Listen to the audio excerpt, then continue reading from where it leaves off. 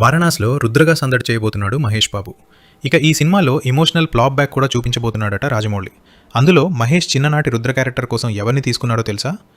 తాజా industry talk ప్రకారం ఈ సినిమాలో మహేష్ బాబుకు ఫ్లాష్ బ్యాక్ ఉంటుందట.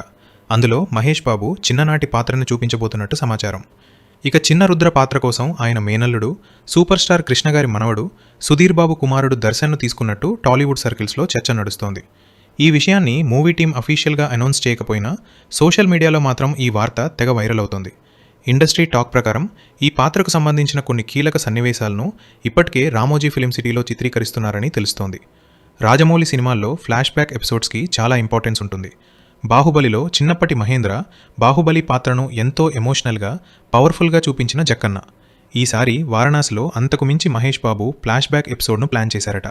యాక్టింగ్కు మంచి స్కోప్ ఉన్న పాత్ర కావడం, సుధీర్ బాబు తనయుడికి ఈ క్యారెక్టర్తో ఇండస్ట్రీలో లైఫ్ రావడం పక్కా అంటున్నారు. అంతేకాదు, వారణాసితో పాటు మరో 2 సినిమాల్లో కూడా దర్శన్ కనిపించబోతున్నాడనే వార్త ఘట్టమనేని అభిమానుల్లో సంతోషాన్ని కలిగిస్తోంది. అందులో ప్రభాస్ ఫౌజీలో కూడా యంగ్ ప్రభాస్గా దర్శన్ నటిస్తున్నట్టు టాక్. సుధీర్ బాబు ఇప్పటికే పిల్లలకి నటనతో పాటు జిమ్నాస్టిక్స్ లాంటి వాటిలో కూడా ట్రైనింగ్ ఇస్తూ ఆ వీడియోలు, ఫిట్నెస్ క్లిప్స్ సోషల్ మీడియాలో షేర్ చేసుకుంటూనే ఉన్నారు. దాంతో సుధీర్ బాబు తన వారసులను రంగంలోకి దింపడానికి టైం కోసం చూసినట్టు తెలుస్తోంది. వారణాసిలో నిజంగా దర్శన్ కనిపిస్తే కృష్ణ అభిమానులకు అది పండగనే చెప్పాలి.